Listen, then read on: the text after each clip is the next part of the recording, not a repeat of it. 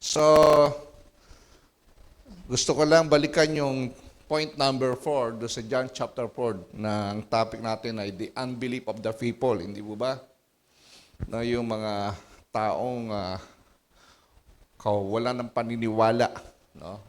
So, paano natin naharapin ang kawalan ng paniniwala ng mga tao? Ito yung ating question, yung team natin. We should conquer the unbelief. Kailangan ma-conquer natin yan, mapagtagumpayan natin yon, no? Na pakita natin sa kanilang katotohanan na si Jesus lang ang pag-asa nila sa kanilang buhay. No? Tignan niyo po yung nangyari po doon sa official na malapit na mamatay ang anak niya dahil sa karamdaman.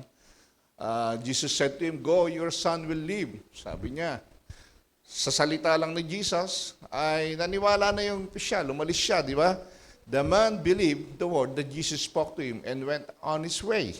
So, dito po ay actually hindi lang doon sa official niya pinakita yon, no, ay kinatagpo ng ating Panginoon yung demand ng mga Galilean unbelief na gusto makakita pa ng mga miracle coming from Jesus. At isang last sign po ito na siya ang Messiah, yung miracle nito na pinagaling ni Jesus yung anak ng isang opisyal doon sa court of Herod. Amen? Pinakita niya rito yung kanyang simpatya, yung biyaya na nagmumula sa Diyos. No? Ang Diyos ay walang pinipili. Ayon sa kanyang layunin na pag gusto niya mag-miracle at tugunin ang dalangin po ng mga tao kahit wala siyang pananampalataya para magkaroon siya ng pananampalataya. Amen po ba dyan? Okay. So, nakita natin, yung official na yon ay nagkaroon ng pananampalataya. Dahil na-experience niya sa kanyang buhay yung kapangyarihan ng Diyos na talaga si Jesus po ang Messiah na sinasabi ng Old Testament. Tignan po natin sa verse 51. As he was going down, his servants met him and told him that his son was recovering. Nakulat siya. So he asked them the hour when he began to get better. Kino-confirm niya ngayon. And they said to him, sabi niya, anong oras yun? No? Anong oras nangyari? Yesterday, at the 7th hour, the fever left him. Wala ng lagnat, sabi niya. Sabi niya, ito yung oras ng sinabi ni Jesus go, your son will live. So ano nangyari po? Nung naranasan niya yung kapangyarihan ng Diyos, na ang bawat sinasabi ni Jesus ay makapangyarihan, he himself believed and all his household nanampalataya. So yun po yung makikita natin dito sa eksenang ito na bagamat ang dinidiman po ng mga Galilean unbelief ay makakita lang po ng mga miracle coming from Jesus. No? Na still, hindi pa rin nila tinatanggap si Jesus, ang Son of God, the Christ, the Messiah. So dito po ay meron another picture o section sa John chapter 5 na nagpagaling din si Jesus sa pamamagitan lamang ng salita. Nakita niyo po yung power, no? In John chapter 5, no? Okay. Mahaba po ito, from verse 1 to 18, pero summarize lang po yan. Basahin lang po natin. In John chapter 5, verse 1 to 6, sabi niya, after this there was a feast of the Jews, and Jesus went up to Jerusalem. Now there is in Jerusalem by the sheep gate a pool, in Aramaic called Bethesda, which has 5 roof colonnades. Verse 3, in this lay a multitude of invalids, blinds, lame, and paralyzed. Grabe, multitude, napakaraming may sakit doon sa lugar na yon, no? One man was there who had been an invalid for 38 years. So meron isa doon, for 38 years ng invalid. Invalido na. Hindi na makagalaw to, no? Invalido. Sa Jewish po, ay meron silang 3 Jewish fiesta na feast, no? Na obligado silang daluan o i-celebrate. Ito yung Passover, Pentecost, saka yung Tabernacle. 3 yan. So, bawat lalaking may edad na Udyo na nakatirang mga 50 miles away from Jerusalem obligado po silang umaten, mag-celebrate po ng piyesta. Bawat Hudyo. No, hindi minention kung anong piyesta tong celebration na to na pinunta ni Jesus Christ. No? Si Jesus Christ po kasi, hindi niya dinisregard yung obligasyon ng Jewish worship. Kasi, si Jesus po ay masaya siya na mag-worship na kasama ang mga tao. Kawan niyo po? Parang kayo po, masaya ba kayo? Pupunta rito, nakasama niyo yung mga kapatid na nag-worship kay Lord. Si Jesus masaya. No, hindi ito duty, but sabi niya, a delight to worship with his own people. Nalulugod siya, natutuwa siya na sumamba siya, nakasama niya yung mga kababayan niya. Na sana ganito rin tayo dito, na magkakapatid kay Kristo, na excited po tayo kapag merong ganitong mga gawain. Every Sunday, di ba? Not only Sunday, even on Wednesday. Kasi gathering to eh. Gathering to ng mga anak ng Diyos, parang reunion to, twice a week, na kung saan sama-sama tayong nagpupuri sa ating Diyos na buhay. Hindi ba? Di ba kayo nagagalak noon? Di ba kayo natutuwa noon? No, ang ating Panginoon mismo, natutuwa siya. Gustong-gusto niya yon. Na makapiling tayo na nag-worship, no? Kumbaga siya na ang wino-worship natin. Yun ang gusto ni Lord eh. Siya nga mismo, nung siya nagkatawang tao, nandito sa lupa, gusto niya yon, yung ama niya eh. Worship ng ama niya eh. So ngayon siya nasa langit na, ang gusto naman niya, yung mga kapatid niya sa Panginoon, no, sa spiritual brothers and sisters niya ay sama-samang nagpupuri. Hindi ba? So that means, pinapaalagaan natin dapat ito na sama-sama tayong magkakapatid. So when Jesus arrived in Jerusalem, ay nag-iisa lang siya. Apparently, walang binanggit doon. Siya lang, mag-isa. Walang minention na may kasama siyang disciples. Hindi ba? He found his way to a famous pool. Yung pool doon, nakita nyo, no? Ang pangalan Bethesda, which means house of mercy. Or more likely sa ibang salin sa Bethsata, which means house of the olive. No? Yung pool na ito, malalim ito pag swimming ka. Very deep. Beneath the pool, doon sa ilalim ng pool, meron silang tinatawag na subterranean stream. Ibig sabihin, merong lupa doon na merong bukal. Parang hot spring. Ganon. So, pag bumuka yun, pag nagbubble yun, talo na yung may sakit. Kung sinong unang tumalon, gagaling. Yun yung kanilang superstitious belief. Nasabi nila, yung angel, pag bumaba, pag gumanon yung tubig, gumalaw, ibig sabihin, bumaba yung angel. Talo na yung mga may sakit. So, yung unang lumapag doon, gagaling yung sakit niya. Superstitious belief yun. Yun yung mga pamaihin nila. Hanggang ngayon, meron pa rin ganon. Di ba? Yung pamahihin na yun. Yung belief na yon ay hindi po nawawala yun hanggang sa panahon natin. Di ba? Pagka nagdadrive ka nga sa gabi, hup! May tumawid na itim na pusa. Hup! Delikado, itim na pusa. Masama to, may mangyayari. Di ba? Mga superstitious belief. Yung iba naman, punta ng hot spring, no, parang arthritis mo, mawala. Totoo naman, meron naman talagang proven dyan ng mga medical expert na nakagagaling naman talaga yung mga hot water. Mas maganda pa nga daw ang hot water kaysa sa cold, hindi ba? Pero dito sa pool na ito yung kanilang belief na kagisnan nila. Na lahat to nakagisnan lang eh, na ginaya nila. Na pag bumulwak yung tubig, sabihin yung angel lumitaw. Kaya talunan. Amen? So, yan yung mga kinds of superstitious belief na hanggang ngayon ay pinaniniwalahan nila. Kaya, ang mga Udyo po, nung ancient time ay, ang water po ay banal sa kanila eh. Kaya nga may tinag na holy water tayo eh. Di ba? Yung unang ulan ng Mayo, sinasalok na simbahan, ilalagay doon sa sausawan, holy water. Di ba? Doon tayo Kung kanino-kanino yung daliri ni sumusaw doon, hindi yan, nilulumot na rin. Ganun pa rin tayo. Kasi yun yung nakagisa natin, pinaniniwalaan natin yun eh. Di ba? Masisisi mo ba? Hindi. Hindi nila alam ang truth eh.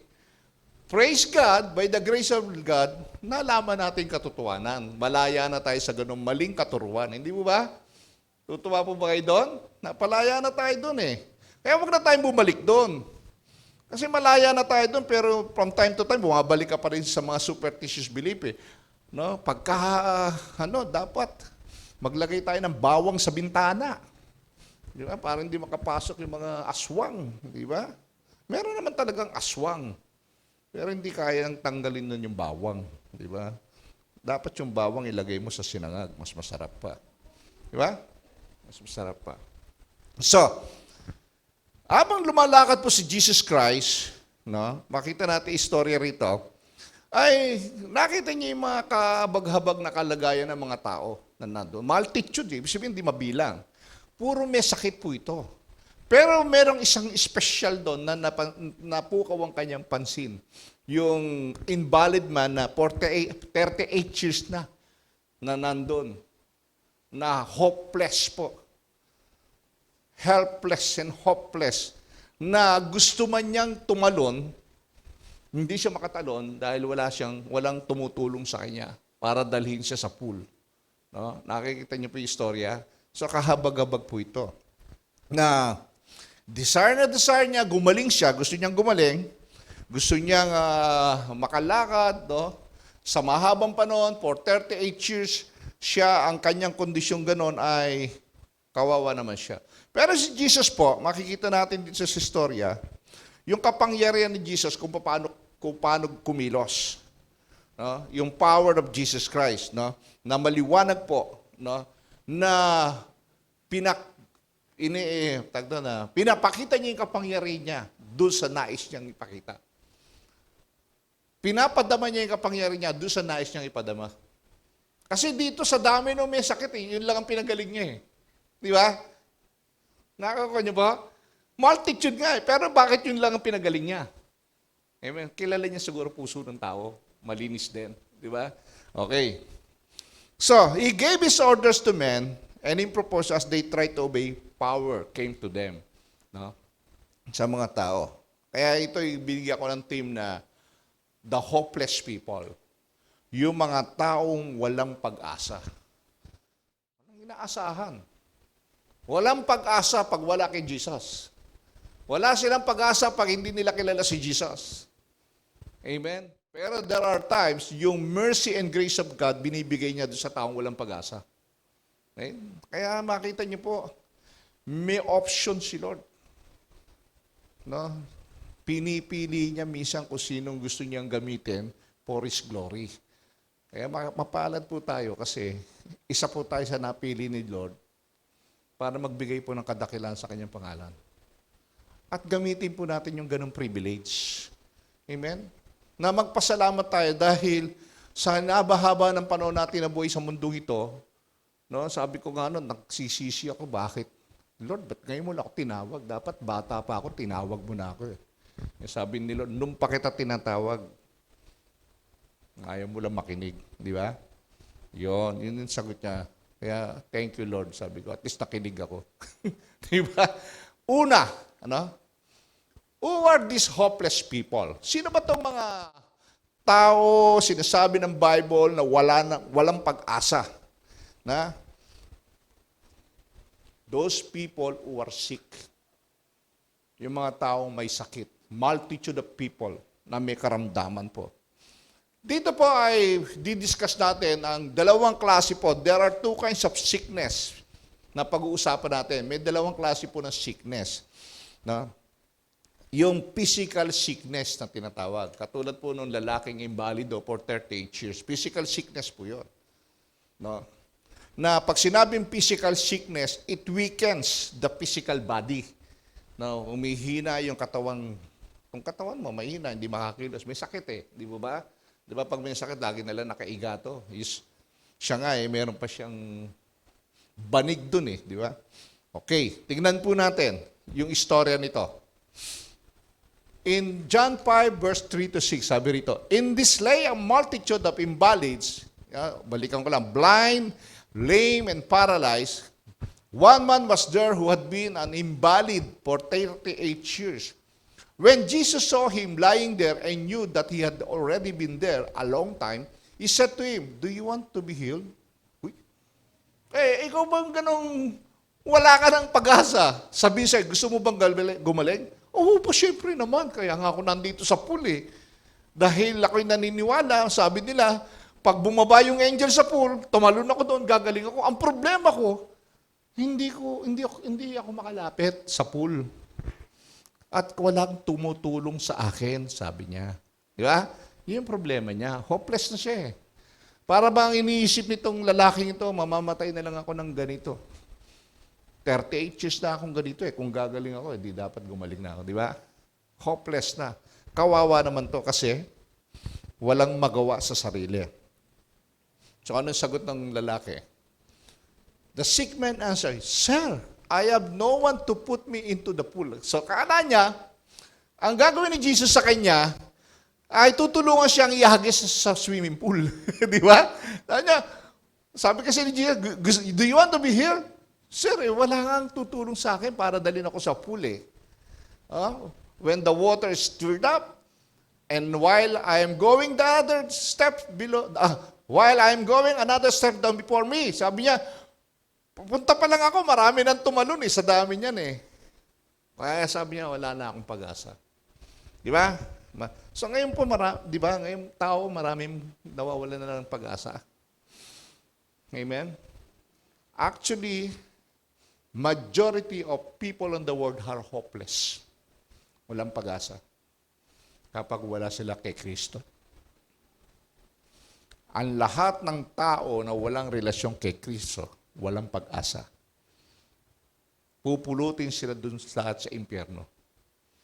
Kaya tayo po na binigyan ni Lord ng pag-asa ay dapat magsalita at kumilos dun sa mga tao na walang pag-asa na magkaroon pag-asa. Amen? Tayo po ay dapat instrumento ng Diyos. Huwag nating sarilinin ang biyaya na may kagalakan na nagmumula sa Diyos na dapat natin ibahagi sa ibang tao. Di ba? Kasi gusto mo ba ikaw na lang mag-enjoy sa buhay? Paano yung mga mahal mo sa buhay? Yung mga kasama mo sa bahay? Yung mga kamag-anak mo? Ganun na lang ba sila? Mga kaibigan mo, yung mga best friend mo, yung mga BFF mo, di ba? Paano naman sila? One day, makikita mo, ikaw nasa langit, sila nasa impyerno. Naghihirap. Tama po ba? Kahit anong sama ng ginawa sa iyo ng mga yan, ilapit mo sa Panginoon at i-share mo ang mabuting balita ng ating Panginoon para sa kanila. Amen? Yun ang gusto ng Diyos. Sabi niya, you must love your enemy nga eh. Amen po? No, kalimutan mo na yun. Gawin mo lang yung pinagagawa ni Lord. Kahit galit siya, kung ayaw ka pansinin, problema nila yun. At least ginagawa mo yung pinagagawa ni Lord. Di ba? Amen po ba dyan? So ano po nangyari? No, sabi niya, hindi nga ako makatalon-talon dyan kasi bago ako tumalon, marami nang tumalon. Ito nangyari. Sabi ni Jesus, get up, take up your bed and walk. Tumayo ka, kunin mo ang iyong bed at lumakad ka. Uy. Sabi siguro, hindi ka ako makagalaw eh. Hindi ba? So anong nangyari dito? Verse 9, at once the man was healed and he took up his bed and walked. Oh, tuwan-tuwa siya. Naramdaman niya. Di ba? So, makikita natin dito yung kapangyarihan ni Jesus. Jesus' words cures the sick person. Salita lang. Yung isa, hindi man niya nakita yung may sakit. Sinabi niya lang doon sa tatay, your son will live. Naniwala. Eto naman, harapan, sinabihan niya, get up, take up your bed and walk. Naniwala, tumayo. Makikita natin, there is power in the spoken word of God. At ang salita ng Diyos ay si Jesus. In the beginning was the Word, and the Word was God, and the Word was with God. The Bible itself is Jesus. Remember that. Kaya kung ano yung nabasa mo sa Bible, paniwalaan mo sapagkat there is power in the Word of God. Amen? Niwalaan po natin yan kasi sipin nyo, salita lang, gumagaling, walang stethoscope, walang pinainom na kung ano-ano, di ba? Walang laboratory. Amen? Yung senior ko sa brother ko sabi ko, paniwala ka. Senior ko yan, yung verse niya, basahin mo to, yung buong verse, at paniwalahan mo sa asawa mo, yung COVID na nasa kanya, mawawala yan. Maniwala ka sa akin, thank you tol, sabi niya. Sabi ko, kinakalampag ka lang ni Lord. Sabi mo kasi wala ka namang kasalanan Righteous ka, di ba? Sabi ko sa kanya, nagising siya. Minsan sinishake lang tayo ni Lord para yung pusong tigang, kailangan bungkalin Di ba? Yung tinuro ko ng Wednesday, kailangan mabungkal yan, sabi ni Lord. At saka taniman ng seed ng salita ng Diyos para mamunga. Amen? So, pag dumarating tayo minsan sa ganung mga trial, minsan panggising lang ni Lord. Para yung ating pananampalataya po ay lumaki at tumibay. Amen? So, wag na natin intayin yon. Sabi ko nga. Okay. Tingnan niyo po, di ba? Yung anak ng lalaking opisyal, di ba? Ano nangyari? Sinabi lang ni Jesus, go, your son will live. Di ba? Naniwala siya, umuwi siya. Salita lang yon. Hindi na wala nang, kasi kung, di ba, kung nakakain pa niya, papunta rin sa Capernaum, ang tagal doon, baka patay na yung anak niya. Pero naniwala siya. Pero abang naglalakad siguro yun, nagdadalawang isip. Di ba? Di ba? Kasi bago lang Kaya lang tumibay yung paniniwala niya. Nung nakasalubong yung servant niya, sinabi sa kanya magaling na ang anak niya. Kaya kinonfirm niya, anong oras? Yun, sinabi ko. Totoo nga yung Jesus na yun. Siya nga yung anak ng Diyos. Pati yung kanyang sambahayan naniwala. Nanampalataya kay Kristo. Di ba? Sana sa ating ganun din, makita na mga mahal natin sa buhay yung nangyayari sa buhay natin. So, ang sabi ni Jesus, get up, take up your bed and walk. And the man was healed and he took up his bed and walked. Lumakad. Gumaling. No? So, this invalid man for 38 years, makikita po natin, rise and walk. Di ba? Na inattempt niya na gawin niyang tumayo. No? Na nagkaroon siya ng strength. No? Naniwala siya nag-obey siya. No? Kung hindi kaya sumunod to, gagaling siya. Hindi nga ako makakilos di ba? Mga ganun yun So, ang ginawa niya, inattempt niya tumayo siguro. Hindi kung i-imagine natin, paano kaya, unti-unti yung tumatayo. At doon nakatayo siya. Yes! Di ba? Wala na, magaling na ako. Nakita niyo po? So, pinapakita rito, hindi yung effort ng men ang nagpagaling sa kanya, kundi yung power of Jesus Christ.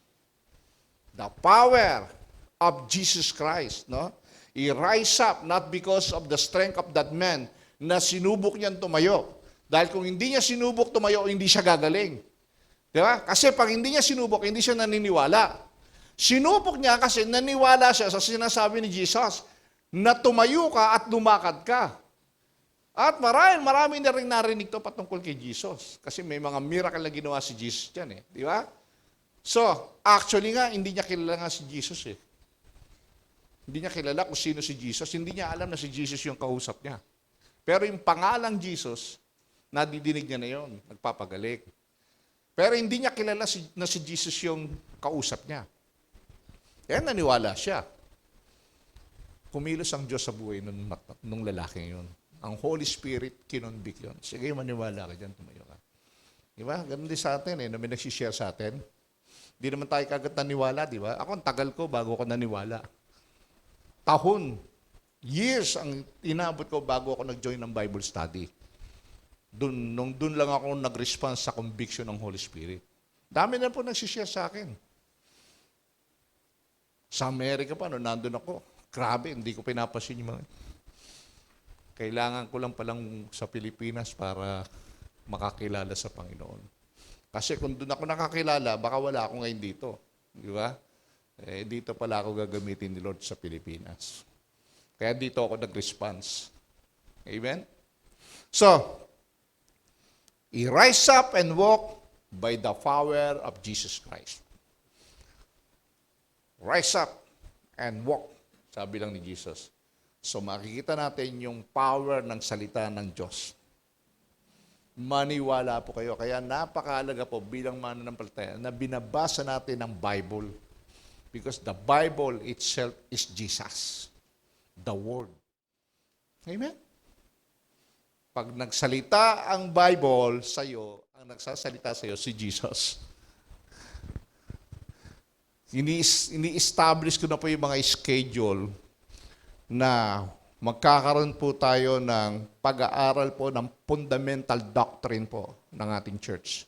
Number 1 dyan, the Scripture is inerrant, walang pagkakamali. Ang unang pag-aaralan natin, yung Scripture, yung salita ng Diyos. Amen po ba? Sapagkat mahalaga po yon. Okay? So those that have been healed by Christ's word should be ruled His word. It should be ruled by His word. Lahat po ng pinagaling sa pamamagitan ng salita ng Diyos, dapat sila ay sumusunod po sa salita ng Panginoon. Dapat narurule sila ng salita ng Diyos. Sabi nga ng Colossians, let the word of Christ richly dwells in you.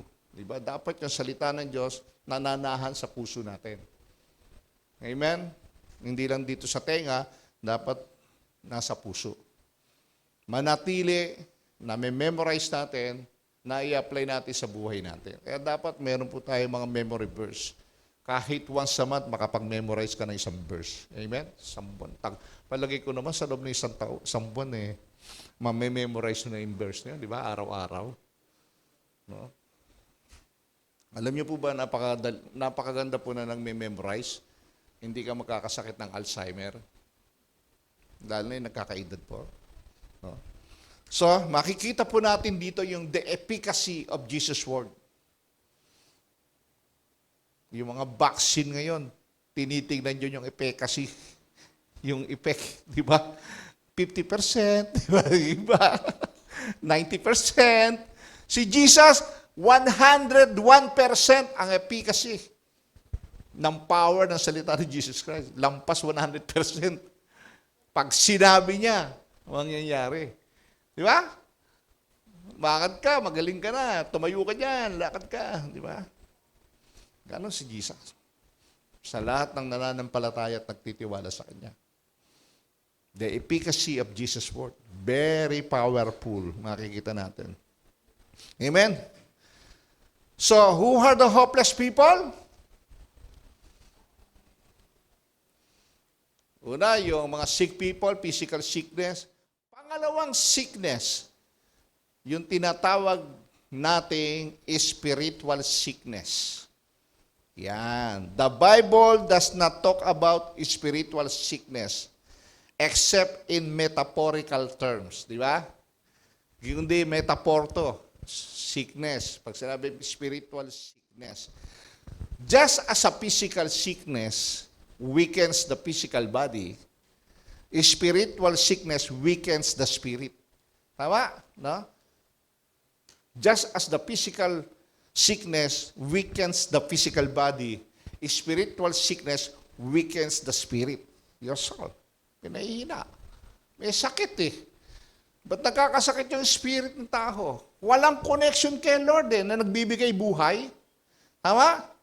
Ang isang tao na walang connection sa Diyos, na nagbibigay buhay, wala, may sakit siya. Actually, hindi nga siya may sakit, patay siya eh. Was much worse pa. He is not only sick, but he is dead. Patay ang taong ito. Tingnan niyo po. In John 5:14. Afterward, nakakatuwa ito eh. Afterward, Jesus found him in the temple and said to him, tapos noon, nung pumunta na si Jesus sa temple, nakita niyo yung invalidong pinagaling niya for 38 years. Oh, sabi niya, sabi ni Jesus, magaling ka na. Di ba? Nakita niya rin, see, you are well.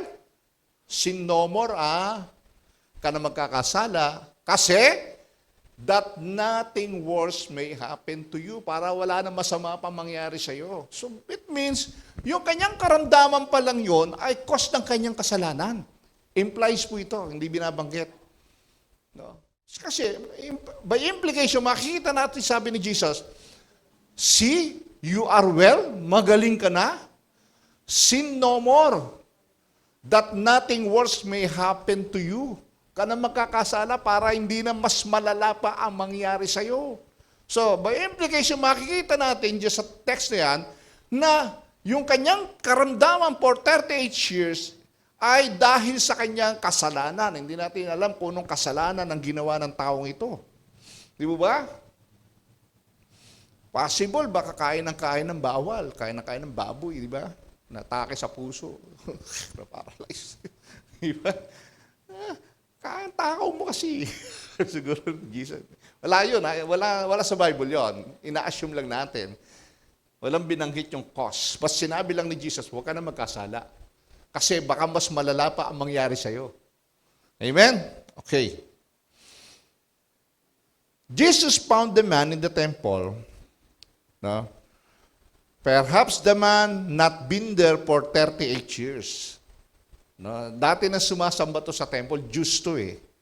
So kaya lang natigil dahil may sakit siya for 38 years, hindi na siya nakakapunta temple. Yun yung first visit niya sa temple nang siya'y gumaling. Dahil, kaya siya nasa temple, ito yung tao na gustong magbalik ng pasasalamat sa Diyos. Grabe. Worship siya kay Lord. Lord, thank you. Pinagaling mo ko. Di ba? Kaya na maraming tao ngayon. Pinagaling na, tapos nakalimutan na yung pangako. Di ba? Ano sabi ni Jesus sa kanya? He applies himself to the healing of his soul. So, ang tinarget ngayon dito ni Jesus, hindi lang yung physical, yung soul naman niya. Yung spirit niya. He gives him a memory of his cure. Pinaalala ni Jesus Christ. No, yung paano kita pinagaling, sabi niya, see, you are well, sin no more, ha? Para wala na masamang mangyari sa'yo, sabi ni Jesus sa lalaki. So, si Christ, kinukol niya yung attention dun sa mangyayari pag siya'y nagkasala uli. No? So, yung impression na ito na kailangan mo sumunod para hindi ka na mawala. No? Sumunod ka. Manatili ka lang, sabi ni Jesus. No? Para hindi ka na malayo. Manatili ka lang sa Diyos. Huwag ka nang lalayo.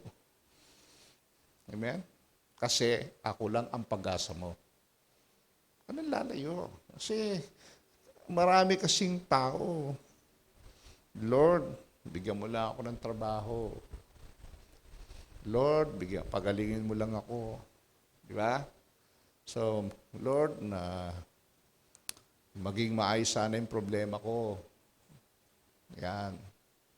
Giging faithful na ako sa'yo. Pero pag nangyari na yun, nakakalimutan na lahat yung mga pinagsasabi niya. Forget everything. Back to normal. Keep on sinning again. No? Very common sa mga tao ito. No? Daming promise na makarecover, kalimutan na yung kanilang mga promise. So, yung sin dito, it implies that his disease was punishment of sin. Hindi lahat po ng sakit ay dahil sa kasalanan. Gusto kong linawin. Dito lang ay walang binanggit. Implied lang yon. May mga sakit din kasi dahil sa nature. Sa kalikasan. Di ba? Minsan, pag lamig, sobrang lamig, kakasipong ka, kamukha niyang virus. Hindi ka naman nagka-virus dahil sa kasalanan mo. So, there are two kinds of na pinanggagalingan ng sakit. Una, sabi sa kasalanan. Pangalawa, dahil sa kalikasan. Marumi na kasi. No? Yung ating nature, yung environment. So, di ba kapag sa madudumi, tataka ka nga, mga nakatira sa basura, hindi nagkakasakit eh. Akala lang natin yun kasi hindi natin nakikita. Pero actually, marami may sakit doon. Di ba? Nakikita lang natin kasi walang sakit eh. Pero hindi mo nakikita yung mga may sakit na nasa bahay. Amen? So, pag marumi, delikado. No? May mga tawag dito ng mga bacteria o viruses na lalanghap ng tao. Okay. Sabi nga rito, there is something worse that will come to him kung siya'y babalik huli sa kasalanan. After God has given much deliverance from sickness. Matapos kitang pinagaling, sabi ni Lord, huwag ka nang babalik sa kasalanan. Kung hindi, mas worse pa ang mangyayari sa iyo. Amen? Kaya kung tayo po ay pinatawad na ng Diyos, tayo bumalik. Sin no more, sabi ni Lord. Sin no more. So, sino-sino ba sa tingin nyo yung mga merong spiritual sickness? Yung mga unbelievers are spiritually sick because they are separated from the Lord and stand in need of a relationship with Jesus Christ. Dahil nalayo sila sa Diyos, kailangan nilang mabalik ang kanilang relasyon kay Kristo. Ito yung mga unbelievers. They are spiritually sick. No? Ang katotohanan, they are more than sick. Hindi lang sila may sakit. They are dead according to Ephesians chapter 2:1 because of their trespasses and sins dahil sa kanilang pagsuway at sa mga kasalanan ginagawa nila. Sabi ng Efeso 2:1. Believers can also be spiritually sick.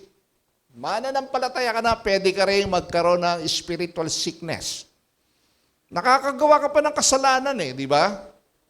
Tama? Kapag hindi mo ikinumpes yan, sabi ng 1 John 1:9, mananatili yan dyan. At baka lumala pa yan, madagdagan pa na magdadagdagan yung kasalanan mo yan. Kaya kailangan mong ipahayag ang kasalanan mo. At ang Diyos ay tapat na nagpapatawad sa mga anak niyang humingi ng tawad sa nagawang kasalanan. Amen po ba dyan? Kaya hindi lang to sa kakaroon ng unbelievers. Ang unbelievers nga, hindi lang sila spiritually sick, spiritually dead.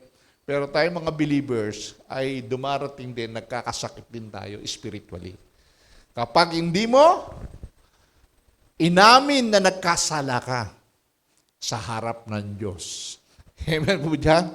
So, ang Biblia po ay pinupromote niya kung ano ang nagpapayaman sa espiritu ng tao. Nataliwas naman kung ano ang magiging sanhi ng pagkakasakit natin sa espiritu. No? Merong spiritual enriching, merong tinatawag na spiritual sickness. Dito sa Bible, makikita natin sa Proverbs 19:23, ang sabi po dito ng Bible, the fear of the Lord leads to life. No? Pag may takot ka sa Diyos, ililid ka nito sa buhay. May buhay kasi nakadepende ka sa Diyos Amen? And truly, sabi niya, the righteous attain life, but whoever pursues evil finds death. So yung mga matuwid, buhay ang nasa kanila. Pero yung mga gumagawa na masama, kamatayan ang aabutin nila. Spiritual death. So, sabi rin po ni Pablo, physical training is of some value. Mahalaga po ang physical training sa physical body. Mahalaga kasi yan Paul says, but godliness has value for all things. Pero mas maalaga ang pagiging makadiyos. Amen? Sa lahat ng bagay. Holding promise for both the present life and the life to come. Yan yung promise. Mahalaga yung physical kasi para lumakas ka physically. Pero sabi niya, huwag niyong kalilimutan yung mas mahalaga. Yung pagiging godly. Amen? Makadiyos. Paano ka magiging makadiyos? Meron kang connection kay Lord. At kapag may connection ka kay Lord, anong kinakain mo? Spiritual food. Amen? Pinatataba mo ang spirit mo, ang kaluluwa mo ng salita ng Diyos. Hindi yung puro physical lang. Kasi pag nagkamali ka pa ng kain ng physical food, nagbibigay pa ng sakit sa yung physical body. Amen? Ganon din sa spiritual food. Pag mali ang spiritual food na kinain mo, pagkakaroon din ng sakit ang iyong spirit. Pag maling teaching ang kinain mo, patay kang bata ka. Di ba? Nakita nyo? Balansi po yan. Ang pinapakita po ng Bible, merong makakabuti at merong makakasama. Mamili ka ngayon kung anong pipiliin mo. Amen? Sabi nga, godliness, righteousness, and the fear of the Lord are the remedy for spiritual sickness. Ano ang remedy sa spiritual sickness? Godliness, righteousness, and the fear of the Lord. Ang remedy po for spiritual sickness. Ngayon, mga malayo sa Diyos. Yan po ang kailangan. So, believers in Christ are taught the importance of wholesome teaching, no? And the danger of unhealthy false teaching. Yan. Tinuturo po din dito yung mga unhealthy false teaching. Sabi ko nga kanina, merong pagkain nakakasama sa physical, meron din pagkain nakakasama sa spiritual. Ito yung sabi ni Pablo kay Timothy. 1 Timothy, ito po sabi, gaya ng ipinakiusap ko sa iyo, bago ako pumunta sa Macedonia, nais kong manatili ka sa Efeso upang utusan mo ang ilang tao dyan na huwag magturo ng maling aral. Sabihin, doon sa Church of Ephesus, meron doon mga nagtuturo ng maling aral. False teachers. Nangiinganyo. No? Ang Ephesus po, ito yung modern Turkey. Yung Turkey ngayon. Nasabi niya, verse 4, at huwag nilang pag-aksaya ng panahon ang mga alamat at mahahabang talaan ng mga angkan. No? Iyan ay pinagmumulan lamang ng mga pagtatalo at hindi nakakatulong sa tao upang matupad ang plano ng Diyos sa pamamagitan ng pananampalataya.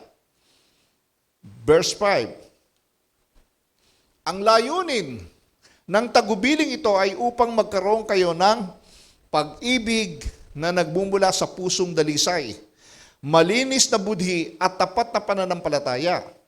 May ilang tumalikod sa mga bagay na ito at nalulong sa walang kabuluhang pakikipagdebate. Nais nilang maging tagapagturo ng kautusan, gayong hindi naman nila nauunawaan ang kanilang sinasabi at ang kanilang ipinagpipilitang ituro. Di po ba? Nangyayari, mga debate ay umaantong lang sa walang kabuluhan. So, Paul notes the goal of godly teaching. Ni-notes po rito ni Paul.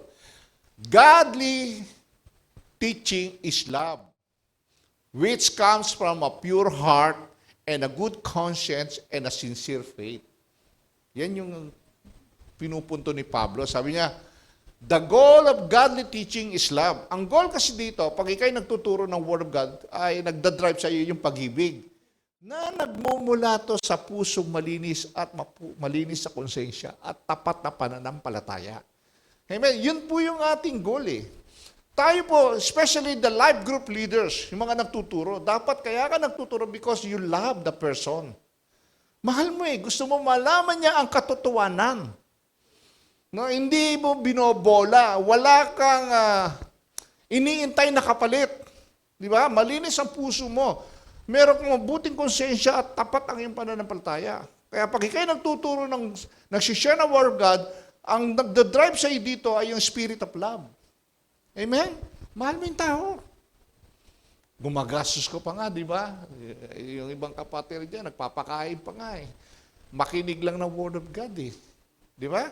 Makilala lang nila si Jesus. Amen? Yun yung ano eh. Yun yung love eh. Na makikita mo in action, no, bumubunot para lang makapakinig ng salita ng Diyos. Diba? Yung iba nga, yung mga friends nila, friends, meron akong gustong i-share sa iyo eh. Natanggap ko, excited ako, gusto ko malaman mo. Pwede ba tayo mag-meet doon sa isang kape-kape lang tayo? Di ba? Talaga, oo, titreat kita. O sige. Yung pala, Bible lang yan, si share. Di ba? Painumin ng kape, tinapay. Oh, ano yun, sir? Ano yung gusto mo i-share? Itong gusto ko i-share sa'yo, excited na ako. At ganun eh. Bigyan nyo na excitement yung mga presyo para, huwag mo muna sabihin, i-share ko lang sa yung Bible, huwag mo na. Bigyan mo excitement, i-surprise mo, di ba? Ganun yung strategy ni Jesus eh. Dadaanin ka muna sa physical things. Kamukha ng babae, di ba? Give me water. Dadaanin kanya muna sa physical things eh. Saka kanya papasukan sa spiritual needs. Mas importante. Ganun po. Pag inaaral mo yung Bible, makikita mo kung paano mo i-approach yung mga tao na gusto mo mabago ang kanilang puso. Na gumaling ang kanilang spiritual sickness. Di ba? So, Jesus spoke of sickness in a spiritual context. Tignan niyo po. In Matthew chapter 9, verse 9 to 13, when Jesus ate dinner at home of a tax collector named Matthew, di ba? Nung tinawag niya si Matthew, nando sa booth, punta ako sa inyo, kain tayo sa inyo, di ba? Sabi ni Jesus. Nandun yung mga Pharisees, yung mga religious leaders, yung mga feeling holy, mga ipokritong mga religious leaders. No? Sabi niya, why you hate with such sinners? Kasi sa panahon nila, ang sama ng tingin nila sa mga tax collector. Kurap kasi. Kasi kababayan nila, pinahihirapan sila ng mga tax collector. Kapwa Udyo, kasi under Roman government sila. Itong mga tax collector to, binibigyan ng permiso ng Roman government na mangolekta ng tax at magbibigay sila ng porsyento sa government. Kaya lang, sobra-sobra kasi mangolekta itong mga Udyo. Pinahihirapan nila yung kababayan. Kaya galit sa kanila. Nakita nyo? Hindi lang naman ang panahon nila, maski na panahon natin ngayon, di ba? Maraming galit sa BIR. Tax collector. Di ba? Okay? Tingin nila corrupt. No? Hindi naman lahat. Di ba? So, pero yun ang mindset. Kapag ikay tax collector, corrupt ka, masamang tao ka. Kaya nga sa Bible po, lagi pong ina-analogy ang tax collector sa masama. Ayan. Sabi nila, the Pharisees question, why ye hate with such sinners? Grabe. Anong sagot ni Jesus? Jesus answered, it is not the healthy who need a doctor, but the sick. Oh, nakakita. Bakit? Sino ba ang nangangailangan ng doktor? Yung bang malusog o yung may sakit? Siyempre, may sakit. May sakit to eh. Kami si Matthew, merong spiritual sickness to eh. Di ba? Sabi niya, kayo, hindi nyo kailangan ng doktor kasi tingin nyo, magaling kayo, wala kayong sakit. Yung mga Pharisees. Sabi niya, but go and learn what this means. I desire mercy, not sacrifice. For I have not come to call the righteous, but sinners. Sabi niya, parito ko, gusto ko kahabagan. Hindi mga sacrifice na yan. Naparito ako, hindi sa matuwid. Kaya hindi ako nagpunta rito para sa inyong mga ipokritong pariseo. Naparito ako dito sa mga tax collector, katulad ni Matthew, kasi may sakit ito. Di ba? Yun sabi niya. So in this metaphor kasi yan eh, Jesus compares himself to a doctor who had come to help those who were sick. Si Matthew was a patient in need of healing. Patient siya. Kaya siya napunta rin kay Matthew kasi kita ni Jesus may sakit spiritually. Kailangan niya ng doktor. Siya yung doktor para pagalingin niya si Matthew. Di ba? Gumaling naman si Matthew, di ba? Naging apostle nga eh. Sumulat nga ng gospel si Matthew, di ba? Kasi yan purpose ni Lord eh. Gagamitin ko to. Dahil kita niya ang puso kasi ng tao. Alam niyo po ba, bagamat may mga ginagawa tayong hindi mabuti noon, kalokohan to, because of sinful nature natin, alam ng Diyos ang puso natin na mayroong malinis dyan na nakatago. Na kailangan lang na maayos, maitama. Ganun ang ginagawa ng Diyos. Kita niya, alam niya kung sino yung magre-response. Alam din niya kung sino talagang masama na walang nakatagong malinis sa puso. Walang pag-asa. Yung mga nagre-reject sa kanya, walang pag-asa talaga. Amen? So, the sickness was sin. No? And Jesus was the healer. That is, Jesus can forgive sin and restore the spiritually sick. Kapag humingi ng tawad, marirestore ang mga spiritual sick. Those who see themselves as righteous like the Pharisees, however, those who like the Pharisees refuse to acknowledge their spiritual sickness. Alam nila kasi wala silang spiritual sickness. Katulad ni Nicodemus. Di ba? Kaya nga lumapit si Nicodemus at tatandaan yun, gabi pa tatakot siya. Lord, alam ko yung mga ginagawa mo mula sa Diyos yan, hindi mula sa tao. Kilala ni Jesus, kaya nga sabi niya, you must be born again. Kailangan mong ipanganak muli. So, pag dininay nila yung need nila of spiritual doctor, mananatili sila sa kasalanan. Pag hindi mo inamin sa sarili mo na kailangan mo ng spiritual doctor, mananatili ka sa buhay makasalanan. Okay, may paglaya sa pag-amin. Amen. Umamin ka na may mali ka. Bawa, nagkasala ka sa parents mo, hingi kang tawad. Sorry, nasagot kita, nalapastangan kita, sorry. Okay, I understand. Di ba? Kasi pag hindi ka humingi ng tawad, mananatili kang ganun. At gagatungan ng demonyo yan. At lalala ng lalalaya. Yung sinasabi ni Jesus Christ, it might getting worse. So, sin no more. Because it might get worse when you commit sin again. Sabi niya rin sa invalid men na magaling na. Hindi po ba? So, spiritual sickness can be closely related to physical and emotional sickness. Di ba pagka medyo malungkot ka spiritually, naapektuhan yung physical body mo, lulungkot ka. No? Masakit ulo mo, pressure ka, di ba? Naapektuhan din. No? Hindi pwede pagwalay yan. Sabi nga ni David dito, no? Sinulat ni David yung impact of his sick spirit. Pinakita rito yung impact ng kasalanan niya, yung sick spirit niya na naapektuhan yung buhay niya. Tingnan nyo, sabi niya sa awit 32. Nang hindi ko, sabi niya, ito maganda alam niyo po, memorize niyo to. Nang hindi ko na panahihayag ang aking mga sala, ako'y nanghina sa maghapong pagluha. Grabe. Sabi niya, nanghina ako. Sabi niya, maghapon, iyak ako ng iyak. Nang hindi ko napapayag yung aking kasalanan. Sa araw at gabi, ako'y iyong pinarusahan. Wala nang natirang lakas sa katawan, parang hamog na natuyo sa init ng tag-araw. Sabi niya, hindi niya pinapayag. Sabi ni David. So, naapektuhan yung kanyang buhay, kanyang physical life.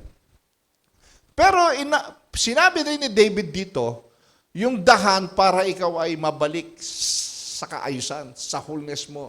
No? Sabi niya, kaya't ang kasalanan ko'y aking inamin. Namin niya. Mga pagkakamali ko'y hindi na inilihim.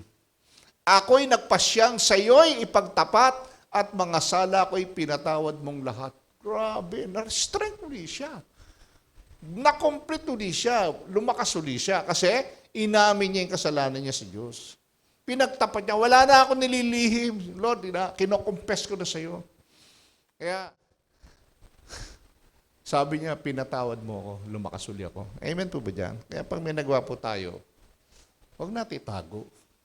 Confess, immediately. Nagkakamali tayo Kaya ang sinasabi ko lagi, bago ka matulog, magmuni-muni ka muna bago ka matulog. Evaluate yourself the whole day na ginawa mo. Lord, may nagawa ako, patawad. Hindi ko sinasadya. Di ba?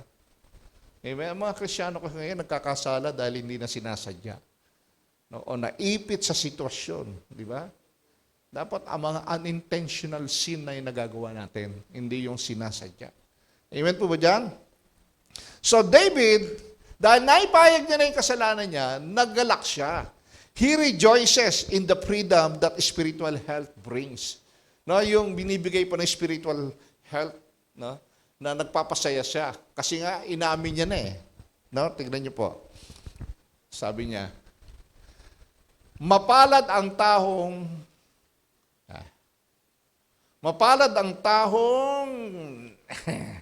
pinatawad ang kasalanan. Gano'n No? Verse 1 to 2 and 11. Mapalad ang taong pinatawad na ang kasalanan at pinatawad rin sa kanyang mga pagsalangsang.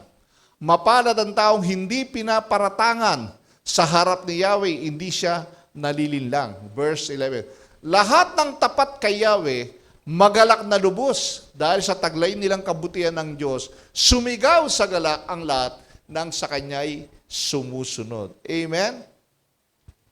Pag numingi kang tawad, eto po eh. Ang desire kasi ni Lord, no, ang godly desire as to be spiritually healthy. Kaya maging malusog tayo spiritually. This is the desire of God. To be spiritually healthy. At paano ka magiging spiritually healthy? Kung hindi ka naman nagde-devotion, kung kailan mo lang gustong mag-church, kung ayaw mo umattend ng live group, kung ayaw mo umattend ng mga training at pag-aaral, kung ayaw mo magpa-disciple, paano ka magiging spiritually healthy? Tanungin kita. Eh, yun yung mga bagay-bagay na yon ang nagpapalusog sa atin spiritually. Amen? Sabi ko nga sa inyo, kayo nga may privilege kayo huwag umattend eh. Pero kami wala. No choice kami. Di ba? Kayo nag-iisip pa eh. Attend ba ako bukas o mamaya? Ha? Sa hapon na lang? Sa morning na lang. Pero kami hindi pwede. Lunes pa lang, nag-uumpisa na kami mag-aral para sa Sunday. Nakita niyo ba yun? Wala kaming choice. Ang choice lang namin ni Pastor Mac, magpalita kami. Bro, pwede ka ba sa ano? Kami dalawa. Sige. Okay. Huwag hindi ka pwede. Ako, wala kami. Di ba? Hindi kami pwede mag-absent kasi mag-iintay kayo dito. Sino magtuturo? Hindi naman bababa si Lord ng bigla dito. Oy, wala ba yung pastor niyo? Hindi naman ganon, di ba? Okay. So, He wants us to live in His forgiveness. Free from the penalty of sin, the power of Satan, and the accusation of a guilty conscience. Gusto niya malaya tayo dyan. Mawala ang kapangyarihan ni Satanas sa buhay natin. Yung accusation, yung mga guilty conscience, matanggal yan. No? Yun ang gusto ng Diyos sa atin. At mangyayari yung mga bagay na yan kung tayo po ay lumulubog sa salita ng Diyos. If we soak ourselves in studying diligently the Word of God. Amen? Soak ourselves. Meditating the Word of God day and night. No, yun po yun eh. Para maging healthy ka eh. No? Kaya sabi ni Pablo sa Thessalonia, naway lubusan kayong gawing banal. Ito yung lagi kong binabangkit, di ba, pagka-communion. Gawin kayong banal ng Diyos na siyang nagbibigay ng kapayapahan. At naway panatili niyang walang kapintasan ang buo ninyong katauhan, ang espiritu, kaluluwa at katawan hanggang sa pagparito ng ating Panginoong Jesucristo. So ang anumang spiritual sickness o karamdaman ng kaluluwa ay mayroong ugat sa isang kasalanan sa puso na dapat ipagtapat sa Panginoon na nangangakong patatawarin ka. May pinagmulan yan eh. Di ba? Yan yung binasa ko kanina. 1 Thessalonica 5:23. Amen. So the will of God is for us to grow. Ang gusto ng Diyos para sa atin ay tayo ay lumago. No? Tingnan nyo. Ito ang will ni Lord sa atin.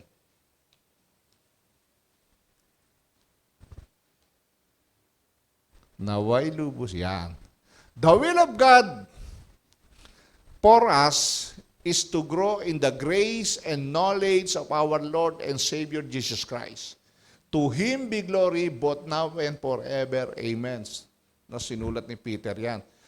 Grow in the grace and knowledge of our Lord and Savior Jesus Christ. Dapat makilala natin si Jesus. Makikilala mo lamang si Jesus sa pag-aaral po ng salita ni Jesus. The Word of God. To Him be glory both now, forever, and amen. Amen po ba dyan? Yan po yung unang point. Naku, aba pala nito. No? Bilis. Mabilis lang po yan.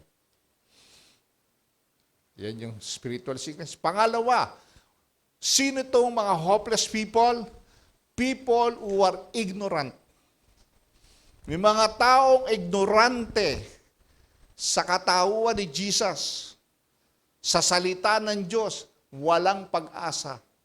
Hindi nila alam katotohanan. These are the people who does not know about Jesus. Kawawa po to, walang pag-asa to mga to. Kaya kailangan po tayo ng mga taong ito, ng mga ignorante. Ipakilala natin ang katotohanan. Tingnan niyo po. Ignorance, pag sinabing ignorance, is the lack of knowledge or understanding. Ignorant people are either unaware or uninformed. Di ba? Pag sinabing ignorant, lack of knowledge and understanding. Or unaware or uninformed. Hindi siya aware, hindi siya na-inform kung sino yun. Di ba? Ito po yung nangyari dyan sa text natin. In John 5:19-13, now that the day was the Sabbath, so the Jews said to the man who had been healed, it is the Sabbath, and it is not lawful for you to take up your bed. Bawal yun eh. Bakit naglalakad kang dala-dala mo yung bed mo? Baka folding bed yun. Siguro mabigat, di ba? Dahil kung mat lang yun, baka maghahang. Eh, para sa kanila, bawal magbigat. Baka may dala siyang folding bed, di ba? But he answered them, the man who healed me, that man said to me, take up your bed and walk. Hindi niya kilala eh. Huh? Sabi niya, they asked him, who is that man? Who said to you, take up your bed and walk? Now the man who had been healed did not know who it was. For Jesus had withdrawn as there was a crowd in the place. Kasi matapos siyang gumaling, lumaya si Jesus. Kasi baka pagkaguluhan siya. Di ba? Siya lang gusto ni Jesus gumaling eh. Nakita niyo po? Kasi nakita ni Jesus, kawawa naman ito, walang pag-asa, hindi makatalon sa swimming pool. Walang tumutulong. Nahabag si Jesus sa kanya. Lumayas siya. Hindi siya kilala talaga noon. Amen? So, napaka unaware siya na yung palang Jesus, yung pala nagpagaling sa kanya, yung pala yung anak ng Diyos na sinasabing the Messiah. Amen? At hindi rin kilala ng mga ano. Kaya hindi nila ma-experience yung kapangyarihan ng Diyos. Itong mga Udyo na ito, na nagtatanong doon sa itong mga religious Jews na ito. Tingnan niyo po sabi ng Hosea, no? My people are destroyed from lack of knowledge. Kaya daw napapahamak ang tao, kulang sa kaalaman. Amen? Alam niyo, pag kulang ka sa kaalaman, talagang mapapahamak ka. Kasi baka ginagawa mo isang bagay na mali pala, na ikapapahamak mo. Amen po ba dyan? Kaya napakahalaga po ng mahilig ka magbasa. Missionary nga po ako. Minsan, nabasa ko kasi yung mga babaeng merong problema sa menstruation, monthly menstruation nila, sumasakit yung iba. Gabot pala dyan eh. Magkakain ka lang pala ng luya, saka uminom ng salabat, gagaling yan. Senior ko, kain lang pala kayo ng luya, saka salabat. Mawawala yung pain. Totoo po yun. Hindi ko naman na-experience yun eh. Pero ako puminom ako lagi ng salabat, saka luya. Kinakain ko po yung luya eh. Ito po yun. Kagabi nga, dami kong kinain. Nasarap eh. No. Wala naman akong pangarap mag-singer. Pero alam ko kasi nakakabuti sa katawan yung luya. Di ba? So, ignorance about what the devil is up to and ignorance of the damage done by unforgiveness is dangerous to our spiritual health. Amen? Ulitin ko. Ignorance about what the devil is up to, pag hindi mo alam mo, ano ng devil, and ignorance of the damage done by unforgiveness is dangerous to our spiritual health. Pag hindi ka alam kung anong ginagawa ng devil sa'yo, tinutokso ka na, hindi mo alam yung magiging effect ng hindi mo paghingi ng tawad, ay magkakaroon ka ng spiritual sickness o unhealthy spirit. Amen? So, one of Satan's basic tactics is to keep people ignorant. San tactic ni Satan? Maging ignorante ang mga tao. Mawala ng pag-asa ang mga tao. Di ba? Ito ang sabi niya sa 2 Corinthians 4:4, sabi ni Paul. The God of this age has blinded the minds of unbelievers. Yung sinasabing God dyan, si Satan, so that they cannot see the light of the gospel that displays the glory of Christ. Si Satan, ang mga devil, binubulag niya ang isip ng tao para hindi nila makita ang kaluwalhatian ni Jesus Christ. Para manatili silang ignorante sa pagkakakilala kay Kristo. At kapag ang tayo na natiling ignorante, mapapahamak sila, wala silang pag-asa. They are hopeless. Amen? One thing, people are ignorant in our time. God says that idolatry springs from spiritual ignorance. Idolatry. Ka-ignorante yan nun eh. Hindi nila alam ang truth eh. Kaya sila ay napapahamak. Akala nila tama yung nakagisnan nilang sinasamba, niluluhuran, inahalikan, nilalagyan ng mga bulaklak. Amen? Ignorante, hindi nila alam. Mapapamak sila. Ito sabi ni Isaiah. Tignan yung sabi ni Isaiah. Sige kapatid. Isaiah 45:20. Sinabi ni Yahweh, halika kayong lahat ng mga natitirang buhay mula sa lahat ng bansa. Kayong mga mangmang, ang tawag, mangmang, na nagpapasan ng mga himaheng kahoy at dumadalangin sa mga Diyos-Diyosan na hindi makakapagligtas. Ang mga taong ito'y walang nalalaman. Ipagtanggol ninyo ang inyong panig. Magsanggunian kayo. Sino ang makakapagsabi ng mga bagay na magaganap? Hindi ba akong si Yahweh, ang Diyos na nagliligtas sa kanyang bayan? Walang ibang Diyos maliban sa akin. Grabe to. Walang ibang Diyos. Yung pinagsasamba niya, binubuhat niyo pa. Ba, imbis na kayong buhatin ng Diyos, ang Diyos niyo ang binubuhat niyo. Di ba? Sabi ang mga mangmang. Kakalungkot po, di ba? They are spiritually dead. They need to be alive in Christ, Jesus Christ. At sino ang gagamitin para makilala nila, malaman ng katotohanan? Tayo po. Huwag po natin isiper ang mga bibig natin. Kailangan po ang mga Kristiyano ay maging chismoso at chismosa. Na ang ichichismis mo, si Jesus, hindi yung kapitbahay mo. Amen? Ayan. Yan yung mabuting chismoso at chismosa. Magandang preaching nyo. Ang mabuting chismoso at chismosa. Maganda yun na. Sa isip ko. Di ba? Magandang topic yun. Very intriguing. Hoy, meron pala ang mabuting chismoso at chismosa. So God command us to repent of our ignorance and seek Him with all our hearts. Yun ang gusto niya. Jeremiah, sabi niya, kapag hinanapin niyo ako, ako inyong matatagpuan. Kung buong puso ninyo akong hahanapin, matatagpuan niyo ako. Basta galing sa puso ninyo, magpapakita ako sa inyo, sabi niya. Actually, hindi mo nga ako makikita, ako ang lalapit sa iyo. Basta nakita ko buong puso mo akong hinahanap. Di ba? Ganon din sabi po sa Acts. Ito yung mga sumasamba sa hindi nila kilalang Diyos. Mahabang panahong di pinansin ng Diyos ang di pagkakakilala sa Kanya ng tao. Di ba? Nagtiis si Lord eh. No, hindi ako kilala eh. Kailangan ko na magpakilala. Sabi niya. Ngunit ngayon, iniuutos niya na magsisi sila talikdan ang kanilang mga masasamang pamumuhay. Kaya magsisi na kayo. Sabi ni Jesus. Kawawa kayo kasi mapapahama kayo. Wala kayong pag-asa pag kayo iwalay sa akin. You can do nothing apart from me. Without me, you are nothing, sabi ni Lord. Amen? Pangatlo, bilisan ko lang kasi meron tayong communion. Pangatlong tahong hopeless, walang pag-asa. People who rejected the giver of life. Itong mga taong ni-reject yung nagbibigay ng buhay. At sino ba yung nagbibigay ng buhay? Si Jesus. Yung paralyzed, invalid man for 38 years, He restored the healthy life of that man. Di ba? Yung mga patay, binubuhay nga ni Jesus eh. Yung mga spiritually sick, binubuhay ni Jesus katulad ni Matthew. Because Jesus is the giver of life. Amen? In John 5:15, tignan niyo po.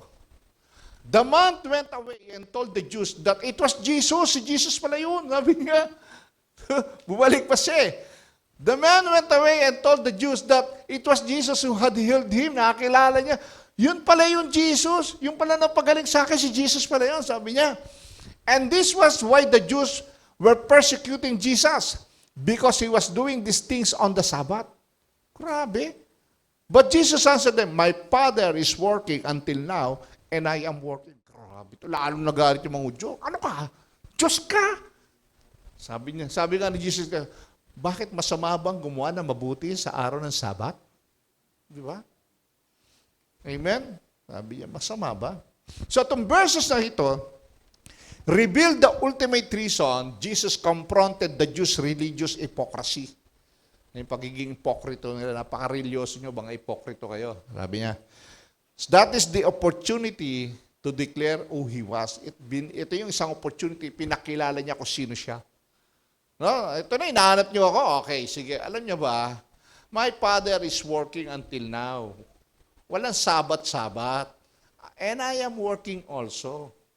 Sabi niya. So, kiniklaim niya rito, alam na mga religious leader na kiniklaim niya na Diyos siya. No? Na, itong section na ito is Christ's own personal statement of His deity. Yung pagka-Diyos niya. Jesus makes claim to equality with God. No, equality with God, sabi niya. He is equal with God in His person. Yan, verse 17 and 18 na yan. No, tama. Verse 18. This was why the Jews were seeking all the more to kill Him. Because not only was the breaking the Sabbath, but He was even calling God His own Father, making Himself equal with God. Lalo sila nagalit. Ano? Ano ka, Diyos? Di ba? Ayaw maniwala ng mga religious leaders. Ayaw nilang tanggapin si Jesus. So, ang point dito ni Jesus is, He broke the Sabbath. No? Jesus' point is that whether He broke the Sabbath or not, God was working continuously. Sabi niya. And since Jesus Himself worked continuously, He also must be God. Di ba? God does not need a day of rest. Hindi ko kailangan ng pahinga, for He never wearies. Hindi naman kasi kami napapagod. Ang Diyos ay hindi napapagod. Amen? In Isaiah 40:28. Sa Matthew 12:8, sabi rito, Jesus is Lord of the Sabbath. Nakita niyo po, siya ang Panginoon ng Sabbath. Verse 18, whoever believes in His name, in Him is not condemned, but whoever just does not believe stands condemned already, because he has not believed in the name of God's one and only Son. So, those who rejected the Son of God will be condemned forever. Hindi pa siya namamatay, buhay pa siya, ay condemned na siya dahil hindi niya pinaniwalahan si Jesus. Kung sino-sino ang sinasamba niya. Siya lang ang nag-iisang Diyos na dapat sambahin. Sabi ng Bible. Di ba? Nana. Hindi yung mga kahoy na binubuhat nyo pa. Imbis na kayong buhatin ng Diyos nyo, kayo bumubuhat sa Kanya. Tama? Kapag binasa mo pa ba, sipin nyo, puputol kayo ng kahoy ng puno, ipanggagatong ninyo, at yung natirang panggatong, uugisan nyo ng tao, pipinturahan nyo at sasambahin nyo. Pag binasa nyo yung Isaiah, na hindi nakakikita, hindi nakaririnig, hindi nakakaamoy, hindi nakakapagsalita, tapos sinasamba nyo. Ako, nadidinig ninyo. Amen? So, panguli, you diligently, sabi ni, ito, talagang niyari na naman ni Jesus dito yung mga religious hipokrito You diligently study the Scriptures because you think that by them you possess eternal life. These are the Scriptures that testifies about me, yet you refuse to come to me and to have life. Pinapatutuo ko na itong Scripture. Na akala nyo, dahil alam nyo, dito nyo matatagpuan ang eternal life. Pero ako na yung sinasabi ng Scripture. Pero patuloy nyo pa rin ako, nire-reject. Paano kayo magkakaroon ng buhay? Ang buhay ay ako. Sabi nandiyan, in Him was life. Jesus is the life. Amen? Kaya, itong mga taong ito, mga hopeless people, no, those sick people, those who are ignorant, and those who are rejected people. Rejected Jesus. Amen? So ano po yung conclusion natin? Basahin po natin malakas. Huwag na po kayong tumayo. Jesus our Lord and Savior is our hope. Amen? Jesus, our Lord and Savior, is our hope. Pwede nyo bang basahin ng malakas na sabay-sabay? 1, 2, 3. Go! Siya lang ang ating pag-asa. Amen?